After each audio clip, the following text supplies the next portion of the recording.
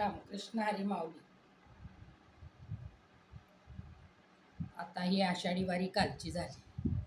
आम्ही सकाळी जाऊन संध्याकाळी आलो पंढरपूरला. काय झालं मंडळी, इतके रस्ते पॅक, इतकी गर्दी. अहो, असं झालं की सगळ्या दिंड्या एकत्र आल्या. त्या भीमा तिथे आपली भीमा नदी आहे की चंद्रभागा, तिथं तर उभा राहायला सुद्धा इतकी गर्दी की पाय ठेवायला, हात सोडला तर एकमेकाचं हात सुटला तर ते माणूस सापडणार नाही, इतकी गर्दी होती. आणि त्या नदीवर तर आम्ही नुसतं पुंडलिकाचं दर्शन घ्यावं म्हणून गेलो. इतकी गर्दी म्हणता काय, पंढरपूर तुडुंब दुमधुमली होती पंढरी नगरी. असं हे पंढरपूर आषाढी वारी इतकी महत्त्वाची आहे आणि प्रत्येकजण कानाकोपऱ्यातून वारीला येत आहे.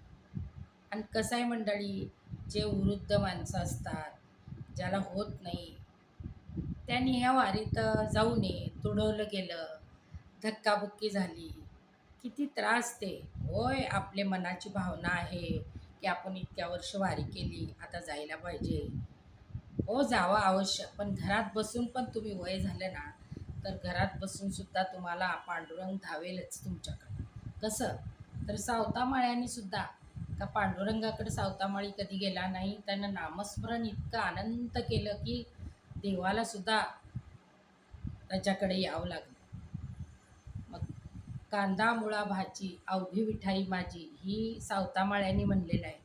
त्यामुळं पांडुरंगच त्याच्याकडं मळ्यात त्याच्या येऊन त्याला दर्शन दिलेलं आहे आणि सतत पांडुरंगाचं नाव त्याच्या मुखात होतं.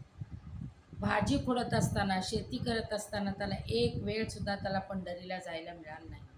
तरी सावतामाळी महाराजांनी काय केलं, तर सतत आपलं नामस्मरण पांडुरंगाचं मनात ठेवलं आणि जप तोंडात ठेवला. सतत अभंग, गवळणी, पांडुरंगाचं नाव, रामकृष्ण हरी हे जप त्यांनी सोडला नाही.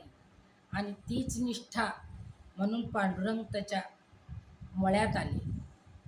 अशी जर निष्ठा ठेवा. आपण गर्दीत जाऊन काय करणार आहे सांगा की. ज्याला आपल्याला त्रास, सर्वांना त्रास, घरातल्यांना त्रास. आम्हीच आता, मी माझं वय 55 आहे, मला काल वारीत गेल्यानंतर इतकी गर्दी, मला त्रास झाला थोडा.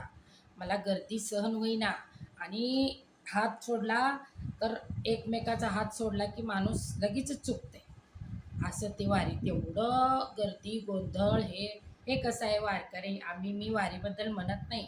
ज्यांना वय तरुण आहेत आणि त्यांच्या झेपतंय त्यांनी जावं. वयस्कर माणसाबद्दल सांगते की ज्येष्ठ नागरिकांनी कसं आहे, आपण घरात बसूनच कीर्तन ऐकावं, नामस्मरण करावं. करू नका असं म्हणत नाही मी. नामस्मरण करा, पांडुरंगाची भक्ती करा, अभंग म्हणा, गवळणी बघा, जी टॉकीजवर कीर्तन आहे, सेवा, ती रोज ऐका. हे तुम्हाला सांगते. ज्येष्ठ नागरिकांनी घरात बसूनच लाभ घ्यावा, जप करावा, पांडुरंगाचं नामस्मरण करावं. गर्दीत काल भरपूर गर्दी होती की एकमेकाला सापडेना. कसं, लहान मुलं असतात, वृद्ध माणसं असतात, त्यांनी भरपूर काळजी घेतली पाहिजे. वारीला जायचं म्हणजे मध्ये आधी तुम्ही जावा ना. मध्ये आधी वारीच्या नंतर कधी जाऊन तुम्ही दर्शन घ्या. शांतपणे जावा, नदीवर जावा, पुंडलिकाचं दर्शन घ्या, चंद्रभागेचं स्नान करा. तुम्हाला जे पटेल ते करा, पण मध्ये आधी जावा, वारीत नाही. का तर वारीत लई गर्दी असते आणि वृद्ध माणसांची, लहान मुलांची हाल अपिष्ट होते. म्हणून सांगते मंडळी, बघा, पटलं.